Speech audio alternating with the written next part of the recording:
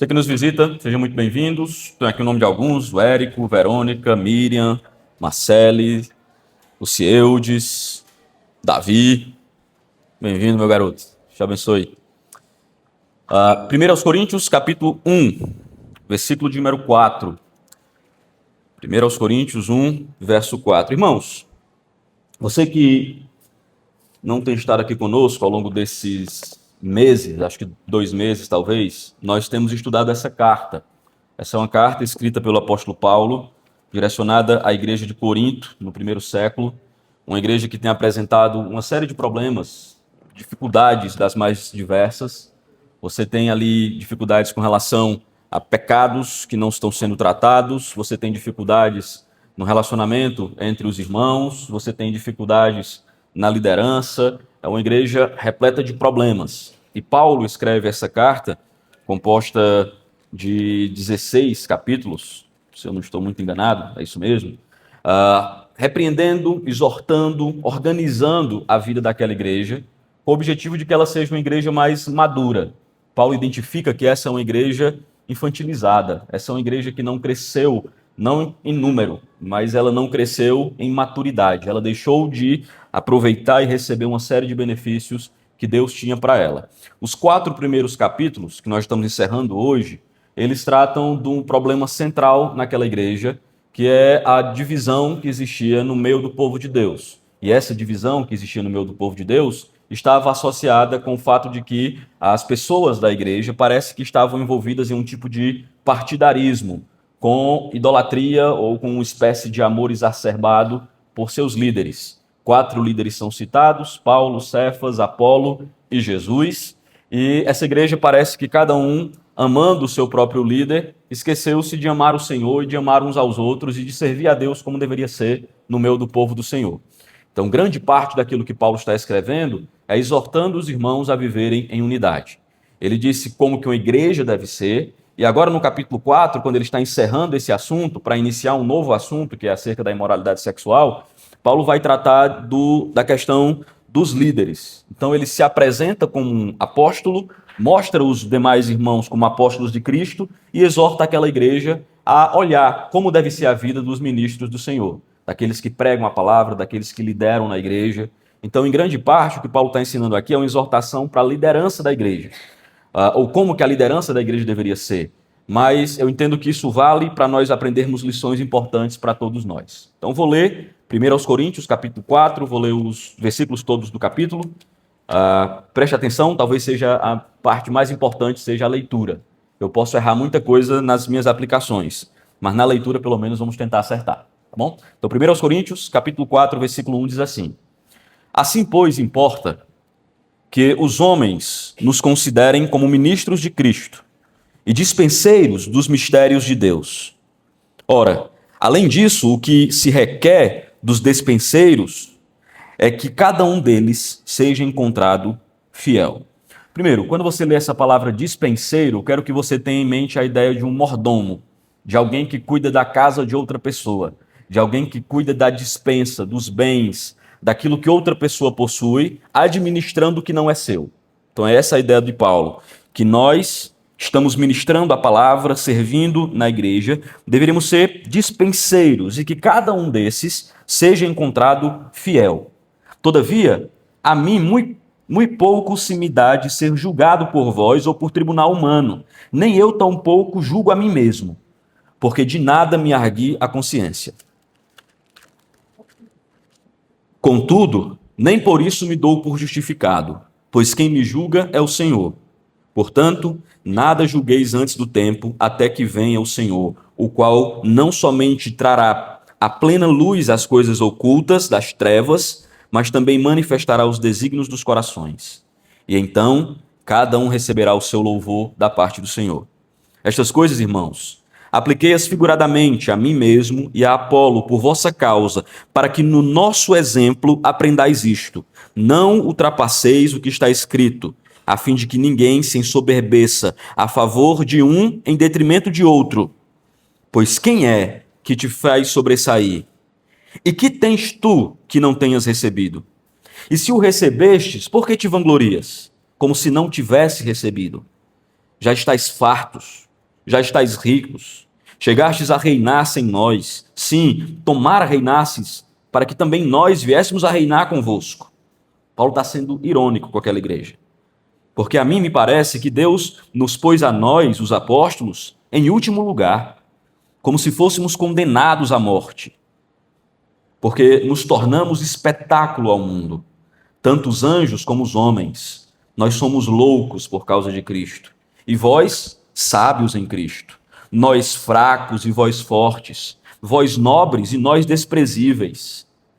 Até a presente hora, sofremos fome e sede e nudez, e somos esbofeteados, e não temos morada certa, e nos afadigamos, trabalhando com as nossas próprias mãos. Quando somos injuriados, bendizemos. Quando perseguidos, suportamos. Quando caluniados, procuramos conciliação.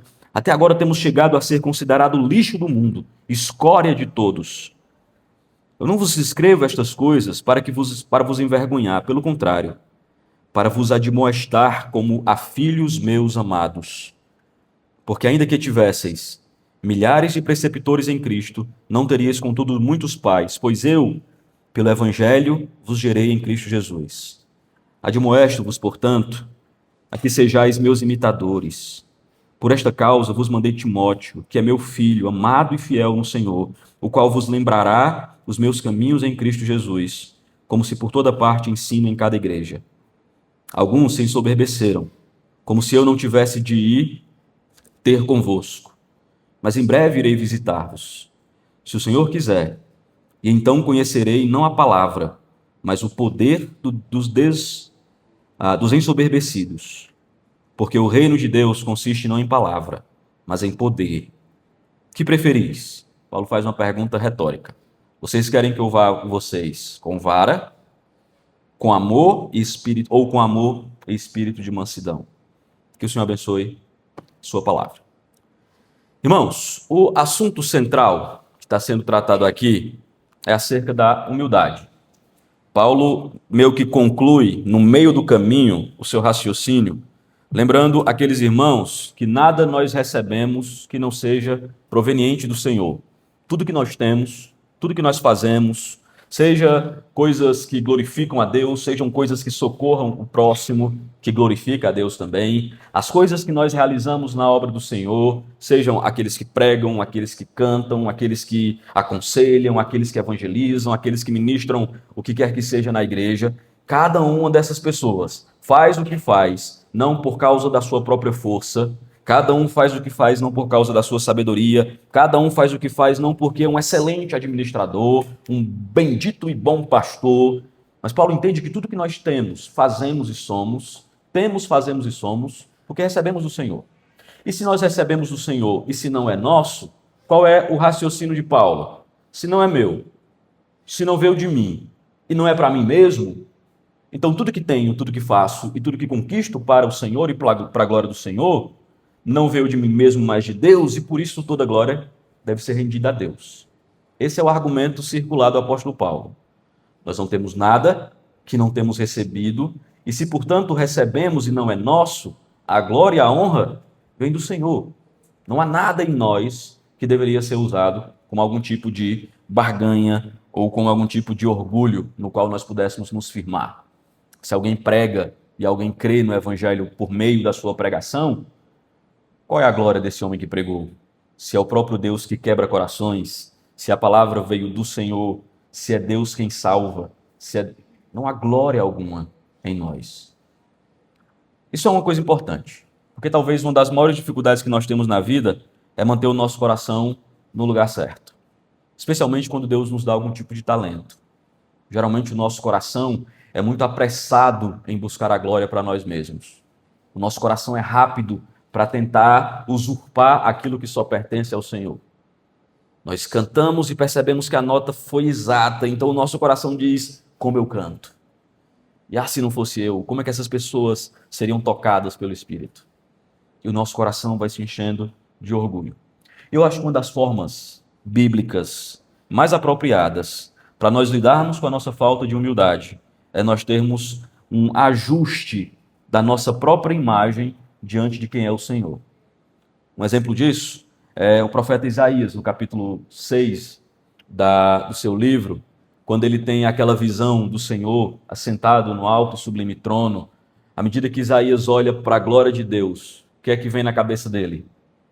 Ai de mim, que sou um homem pecador, de lábios impuros, habito no meio de um povo de lábios impuros, e os meus olhos viram o rei.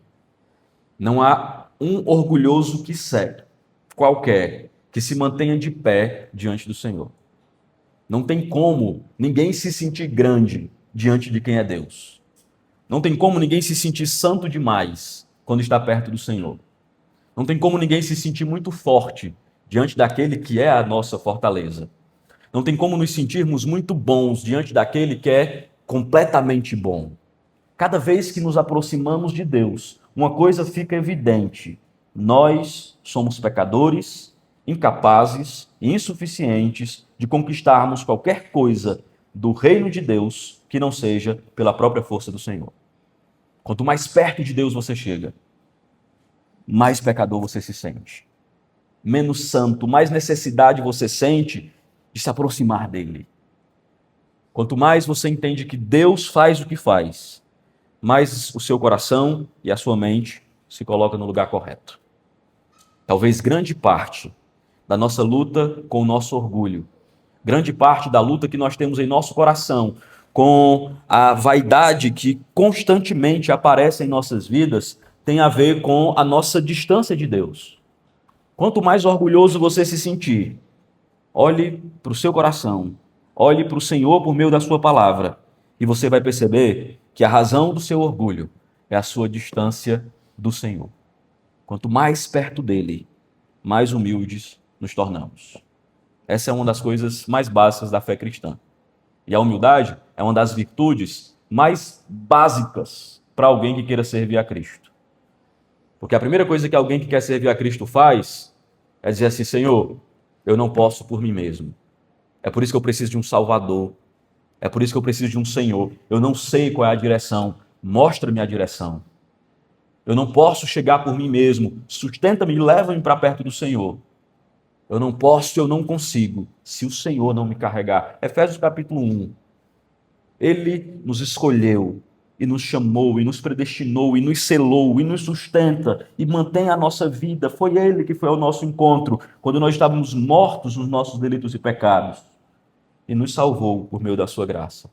Do começo ao fim, é Deus trabalhando em nós para a glória dele, como nós acabamos de cantar, para a glória e louvor do próprio Senhor. Portanto, Paulo fala para a igreja como que deve ser esse ministro.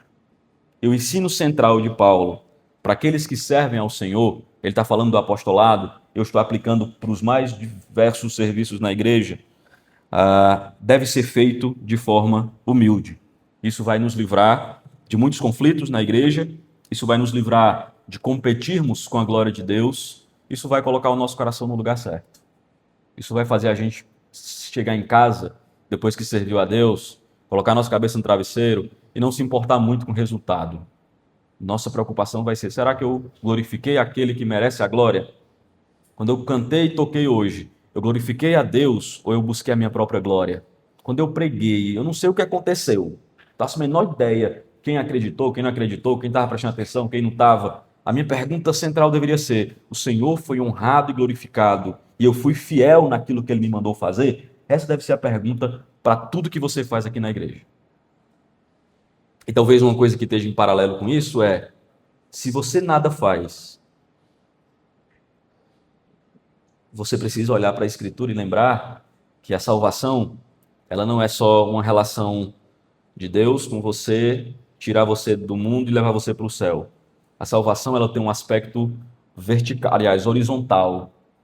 Ela tem um aspecto vertical na sua relação com Deus, mas a salvação tem um aspecto horizontal. De que modo você é útil nesse mundo para a glória de Deus? Isso é uma pergunta que você tem que fazer. Como a minha vida é útil para o reino e para a glória de Deus? Eu estou pensando aqui agora mais só nas coisas da igreja, que nós fazemos aqui na hora do culto. Eu estou pensando como a sua vida é útil para Deus ser conhecido nesse mundo. No seu trabalho, na sua faculdade, no seu estudo, na sua família. Como que você carrega o nome do Senhor Jesus Cristo aonde quer que você vá. Portanto, qual é a lição de Paulo? Se você não conseguir mais prestar atenção na pregação, o que é que Paulo quer de você? Que você se mantenha humilde. Aí você diz assim, eu sou muito humilde. Aí eu vou repetir, você tem que se manter humilde. Porque humildade é uma daquelas coisas que quando você diz assim, eu consegui, é porque você está perdendo. Vocês conhecem a história do Santo Antão, né? Santo Antão era um cara daqueles eremitas, Santo Antão. E os eremitas, eles passavam muito tempo nas cavernas, porque eles acreditavam que o contato com esse mundo faria com que eles vivessem uma vida de pecado. Então eles se escondiam nas cavernas e passavam anos nas cavernas. E dizem que o Antão passou um tempão na caverna, coisa de 20, 30 anos, lutando contra os vários pecados e Satanás tentando, ele brigando com Satanás ali dentro da caverna. E aí Satanás chegou uma hora que Santo Antão, já com 90 e poucos anos, disse, eu desisto. O Antão realmente é um homem de Deus. E saiu. Quando o Satanás saiu, chegou na porta da caverna, o Antão disse, eu sou um homem de Deus. Aí Satanás disse, opa, peguei. Aí voltou, né? Por que Satanás voltou? Porque ele encontrou a falha. Qual era a falha? Ele se envaideceu pela sua santidade. E às vezes nós nos envaidecemos com coisas boas. E talvez isso seja uma falha nossa na caminhada com Cristo. Nós fazemos e não fazemos mais do que aquilo que somos chamados para fazer, mas nos gloriamos em nós mesmos. E não é isso que Deus quer. Deus quer que toda glória seja nele e para ele. Quais as imagens que Paulo usa nesse texto? Paulo usa pelo menos 3 grandes imagens para falar sobre o ministério e como os crentes devem servir ao Senhor. A primeira imagem que ele usa é a de servos, quando ele diz que nós fomos considerados ministros de Cristo.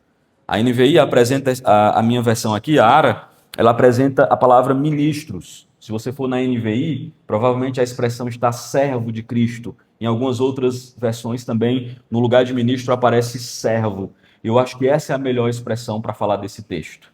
Porque a palavra aqui dá a ideia daquele homem que ficava nas embarcações puxando o remo. Esse era o ministro do qual ele está falando aqui. E geralmente essa não era uma função de um nobre. Essa era a função de um escravo, de um servo, em que estava conduzindo um barco que não pertence a ele, mas pertencia ao Senhor. Paulo usa essa imagem para dizer assim, aqueles que servem ao Senhor, e ele está falando do seu próprio ministério, e eu estou falando do meu, e você aplica no seu, deve servir ao Senhor considerando a si mesmo como um servo de Cristo. Como alguém que está fazendo algo para um Senhor e, portanto, não é dele mesmo. A segunda imagem que ele usa é essa imagem de dispenseiro, servo de Cristo e dispenseiro dos mistérios de Deus. É como alguém que está ministrando para os outros os mistérios que pertencem a Deus, as bênçãos, a edificação, os dons, e você está entregando para outras pessoas à sua volta, mas isso que você está entregando não é seu, e o que você está fazendo não é para você mesmo, mas para aquele que é o dono da casa que mandou você administrar. Então, quando você serve ao Senhor, você deve servir com essa mentalidade. O que eu faço e o que eu entrego não é meu, pertence a Deus, para a edificação do outro, de modo que o que eu faço nada mais é do que oferecer para outras pessoas aquilo que Deus me deu. Todo mundo que serve aqui na igreja tem essa mentalidade. Todo mundo aqui está alinhado com o apóstolo Paulo. Eu desconfio que não, começando pelo pastor. Mas eu acho que esse é um desafio para nós. Nós temos que entender que à medida que caminhamos, servimos a Cristo e ministramos na vida de quem quer que seja, o que quer que seja, devemos fazer isso levando em consideração quem é o dono daquilo que nós fazemos. Quem é o dono dos nossos dons? Quem é o dono das bênçãos que está em nossas mãos? Quem é o dono dos nossos talentos? Como que nós devemos ministrar esses talentos na vida de outras pessoas, como mordomos e administradores de Deus? Então ele diz no versículo 2, o que é que se espera de cada um de nós? Ora, além disso, o que se espera ou que se requer dos dispenseiros é que cada um deles seja encontrado fiel. Paulo está falando de resultado aqui. Paulo está dizendo assim, Celiano, quando você chegar no céu, eu quero saber quantas pessoas tinham na igreja. Denis, quando você chegar no céu, só o Denis, eu quero saber quantos acordes você fez. Maurício, eu desejo saber, quando você chegar aqui, qual foi o grande resultado do seu evangelismo. Paulo olha e diz: o que Deus vai querer saber de nós é se nós fomos fiéis. De novo, talvez o melhor exemplo disso seja o profeta Isaías. Na vocação do profeta Isaías, no chamado de Isaías, há uma coisa assustadora que Isaías faz, que Deus faz com Isaías. Deus chama Isaías, você vai pregar e ninguém vai crer. Eu vou pregar e ninguém vai crer. É esse o seu chamado. Você vai ser o homem que vai pregar e ninguém vai crer. E foi martirizado, inclusive. Ninguém vai ouvir, ninguém vai dar crédito àquilo que você está falando. Qual é o resultado de um ministério desse? Nenhum. Em termos humanos, nenhum. Qual é o resultado que Deus esperava disso? Que Isaías fosse fiel. O que é que Deus espera de você? Não é uma grande produção. Deus não é um chefe de uma empresa que está esperando você produzir mais, e mais, e mais. Deus é um Senhor que ofereceu dons a você e quer que você seja fiel naquilo que Ele lhe deu. Você não vai fazer mais do que o que Ele lhe deu e você não vai fazer menos do que o que Ele lhe deu. Você vai ser fiel àquilo que Ele colocou e entregou em suas mãos. E talvez o nosso desafio seja descobrir o que foi que Deus colocou em nossas mãos. Qual é o nosso chamado e a nossa vocação para sermos fiéis ao Senhor? Se nós não soubermos para que Deus nos quer nesse mundo, nós vamos passar a nossa vida inteira sem conseguir fazer nada de proveitoso com a nossa vida e sem sermos fiéis. Como é que eu digo assim? O que é que Deus quer de mim como marido? Ok, Deus quer de mim como marido que eu proteja minha mulher, que eu ame minha esposa, que eu cuide dos meus filhos, que eu conduza o meu lar para perto dele. Ok, eu sei qual é a minha missão. E aí eu sei se eu sou fiel ou infiel a essa missão. Se eu entro num casamento sem saber o que é que Deus quer de mim, qual é a minha missão, eu não tenho como dizer se eu fui fiel ou não a ela. O que Deus quer de você nessa vida? Talvez esse seja um grande desafio para você. Descobrir qual é o seu chamado, qual é a sua vocação e ser fiel a esse chamado e a essa vocação. Talvez alguns Deus chame para ser pastores. Talvez alguns Deus chame para ser um excelente enfermeiro onde você está e Deus ser glorificado com o seu trabalho. Talvez outros Deus queira que você seja um missionário. Talvez outros Deus queira que você seja, sei lá, qualquer coisa que Deus lhe chamou para ser. Glorifique a Deus com aquilo que Ele lhe deu. Você é a pessoa que vê pessoas tristes e você identifica quando alguém não está bem. Talvez Deus esteja lhe chamando para você ser alguém que aconselha na igreja. Você é a pessoa que chega na igreja e percebe, por causa do seu toque, que tem um monte de coisa fora do lugar. Talvez Deus lhe chamou para você ser a pessoa que ajusta as cadeiras. Usa o toque para a glória de Deus. E vive para a glória de Deus com tudo que Ele te der.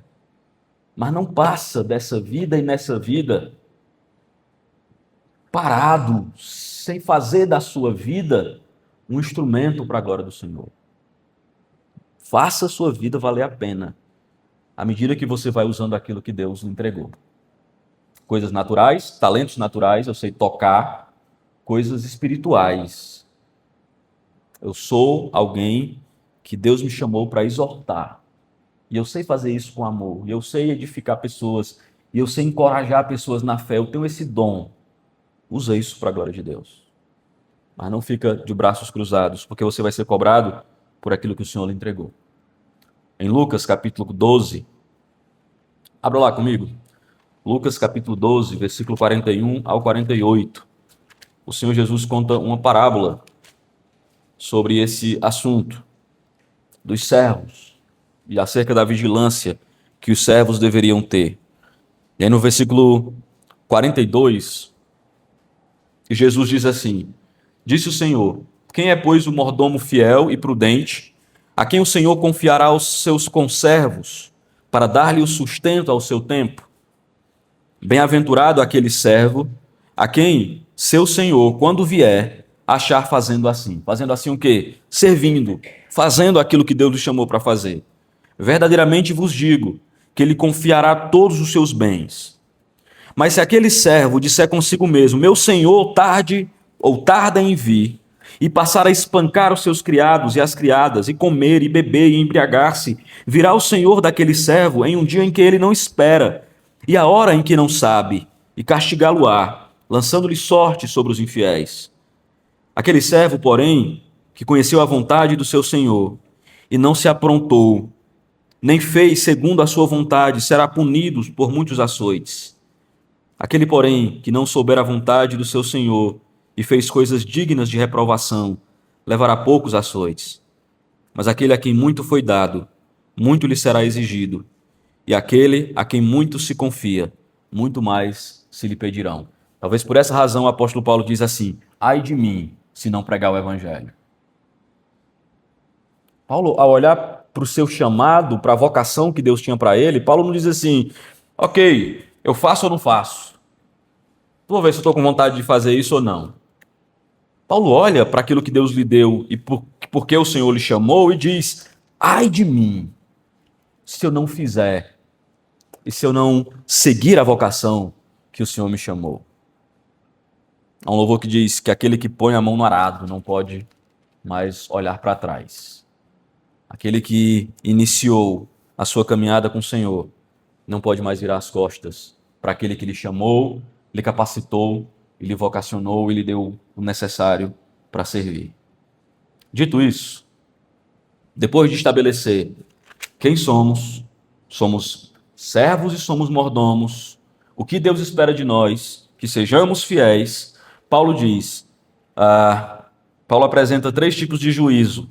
O juízo dos homens, pelo seu ministério, o juízo da sua própria consciência e o juízo de Deus. E Paulo diz, irmãos, eu não sou julgado por vocês, não estou muito preocupado com o tribunal humano, eu não estou nem preocupado com minha consciência não me acusa de nada, mas também eu não me deixo quieto por isso não. A minha preocupação é, um dia eu estarei diante do tribunal de Deus. É isso que me preocupa. Paulo diz, é isso que me preocupa. Vocês estão aí porque tinha 4 partidos, lembra em Corinto?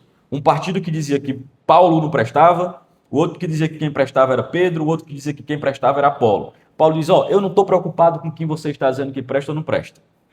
A minha preocupação não é com o tribunal de vocês, e a minha preocupação não é nem com minha própria consciência que me acusa ou que me justifica. A minha preocupação é o que Deus está pensando de mim. E isso deveria estar no nosso coração. Você sabe por que às vezes nós temos umas crises de ansiedade quando vemos pregar? A dor de barriga, o coração palpita, a cabeça fica fervendo. Meu Deus, será se... Porque nós estamos preocupados com as pessoas. O que é que elas vão pensar? Estou preocupado se o Mazinho está gostando da pregação, se o Maurício está se agradando do meu tom de voz. Isso vai fazendo com que eu fique escravo do olhar do Mazinho e do olhar do Maurício.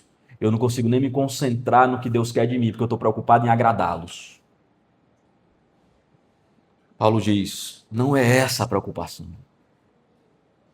Pouco importa se o Mazinho fez cara feia ou se o Maurício deu um pinote para trás.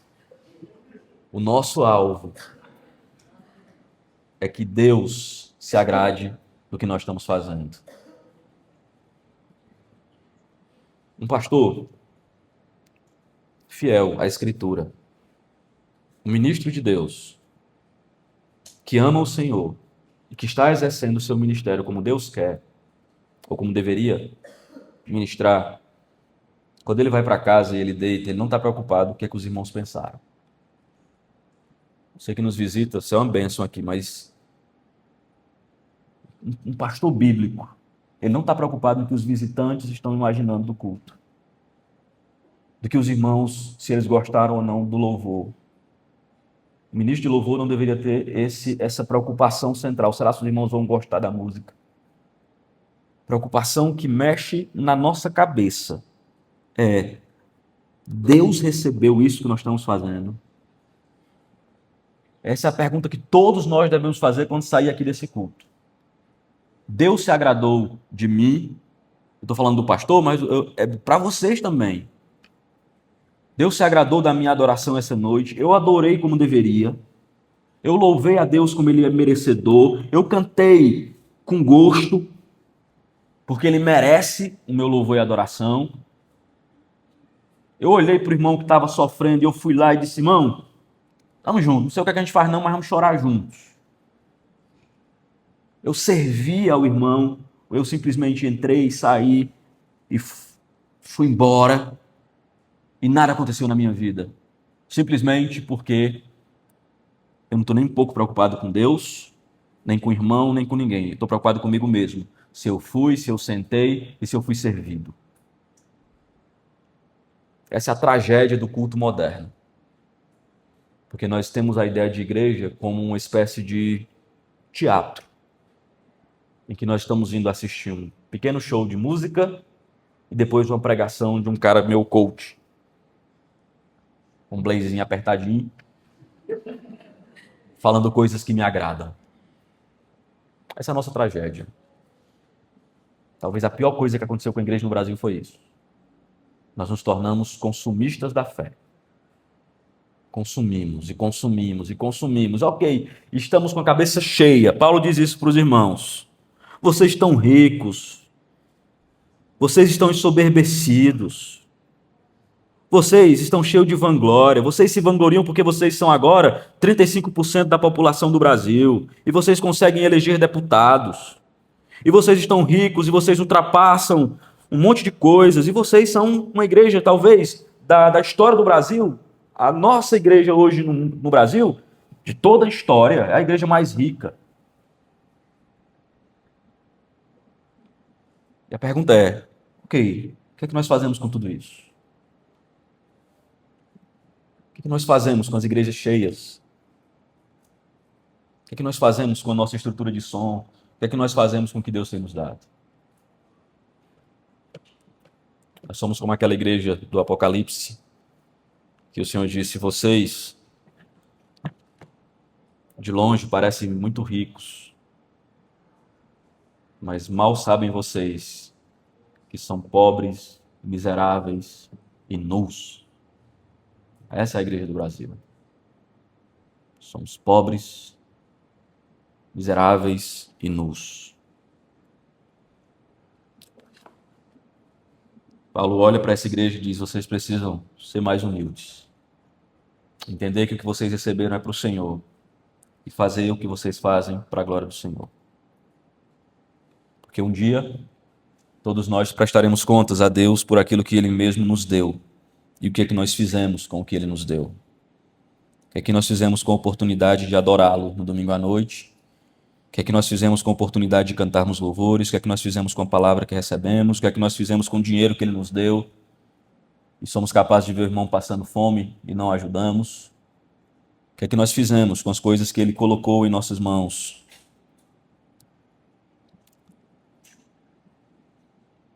Terceira imagem que Paulo usa. Primeira de servo, segunda mordomo. A terceira é de um prisioneiro indo para a morte. Ele diz que os apóstolos foram essas pessoas, que foram espetáculo.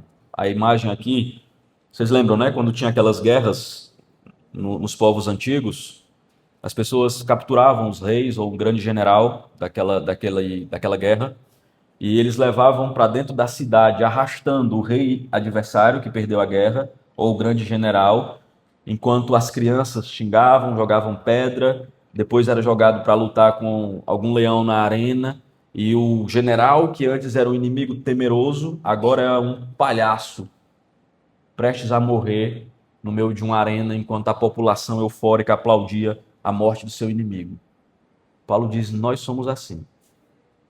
Enquanto vocês estão cheios de glória, nós que estamos servindo a Deus, e esse é o contraste que ele está fazendo, vocês estão se gloriando nos homens, enquanto nós estamos simplesmente sendo espetáculo para os de fora. Vocês querem ser fortes e nós somos fracos. Vocês querem ser nobres e nós desprezíveis. Versículo 10. Vocês estão ricos, enquanto nós sofremos fome, sede, nudez, somos esbofeteados, não temos morada certa, nos afadigamos, trabalhamos com nossas mãos, injuriados, mas bendizemos. E Ele nos dá o exemplo de como que nós devemos sofrer por Cristo. Devemos sofrer bendizendo, suportando perseguições, procurando conciliação quando somos caluniados. Isso aqui é fantástico, por meio de uma igreja que está brigando e o povo está se matando. Paulo diz, olhe para nós, vocês estão nos xingando e eu estou aqui buscando conciliação. Nos fizemos lixo nesse mundo para que vocês pudessem ser abençoados. O que é que vocês esperam do Senhor? Aqueles que querem servir a Cristo devem estar dispostos a sofrer perseguições. Jesus falou isso em Mateus capítulo 6, versículo 13 em diante. As igrejas do Apocalipse são citadas dessa forma. As igrejas que Paulo escreve a maioria das suas cartas vivem em períodos de perseguição, portanto não deveríamos nos espantar com essas coisas. Em último lugar, Paulo diz que aqueles que lideram na igreja deveriam ser exemplos. Figura de um pai, um modelo. Aqueles que servem devem ser modelo. É mentira essa história que as pessoas contam de dizer assim, não olhem para mim, não olhem para a minha vida. Jesus disse isso para os fariseus. Façam o que eles fazem, aliás, façam o que eles dizem, mas não façam o que eles fazem. Jesus falou isso sobre os fariseus. Façam tudo o que eles falam, só não imite eles. Mas com aqueles que servem na igreja, e que são homens de Deus, o que se espera é que eles sejam modelos. Olhe para a vida deles. Você é novo na fé? Aprenda a caminhar com ele. Olhe como é que ele lida com as lutas. Veja como é que ele olha e trata a esposa. Veja a maneira como ele educa o filho. Olhe a forma como ele trata as pessoas na rua. Veja o que ele faz com o dinheiro dele. Veja se ele ama dinheiro ou não. Quando Paulo vai escrevendo em 1 Timóteo, nós vimos isso pela manhã, Paulo vai dizer que esse homem que serve a Deus no ministério deveria ser um homem irrepreensível. Eu disse que uma tragédia da nossa igreja moderna é que nós somos ricos, mas que nós somos miseráveis, pobres e nus. A segunda tragédia na nossa igreja moderna é que os nossos líderes são homens que não são imitáveis. Nós não podemos imitar os nossos líderes.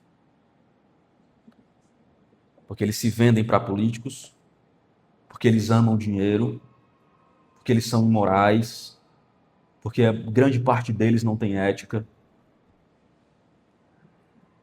E essa é uma outra tragédia nossa.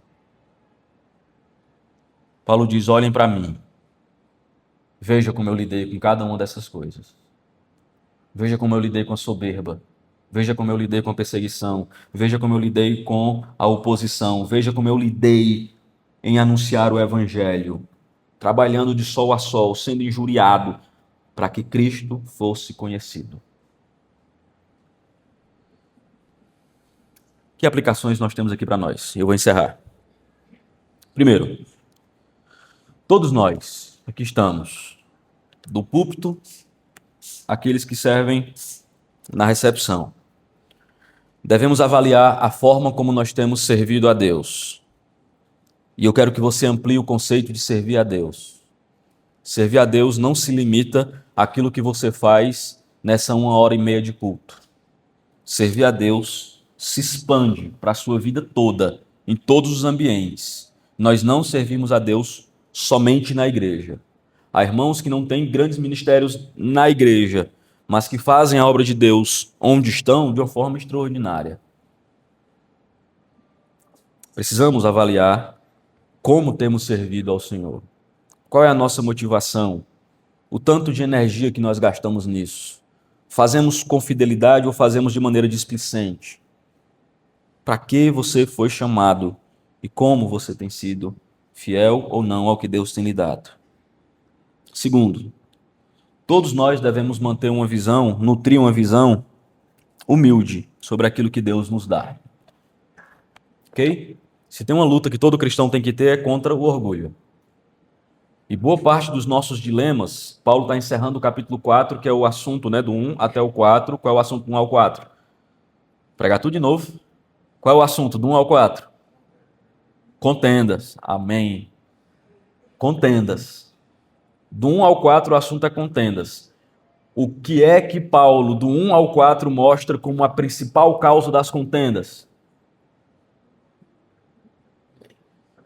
Aí você mata um pregador. Uma viva alma para me ajudar, vai. Pelo menos uma alma sair do purgatório. Não. Ah, pronto, um foi para o céu. Qual é a causa das brigas? Orgulho. Do 1 até o 4, Paulo está batendo na mesma tecla. Vocês estão se devorando porque vocês são orgulhosos. A falta de humildade não deixa vocês perdoar. A falta de humildade não deixa vocês amarem o que é diferente. A falta de humildade faz vocês idolatrarem os seus líderes. A falta de humildade faz vocês entrarem em partidos para brigar no meio da igreja. A falta de humildade faz vocês comerem antes dos outros quando chegar na ceia. A falta de humildade faz vocês se sentirem maior do que os outros porque vocês têm mais dinheiro e os outros têm menos. A falta de humildade faz vocês viverem como animais se devorando dentro da igreja. E aí ele encerra dizendo, sejam humildes. E ainda fala uma ameaça, né? Quando chega no versículo 21. O que é que vocês preferem? Que eu vá com vocês com vara ou que eu vá com vocês com amor e espírito de mansidão? Paulo está dizendo assim, o que é que vocês querem? Que eu vá mansinho, chamando vocês de meus queridos?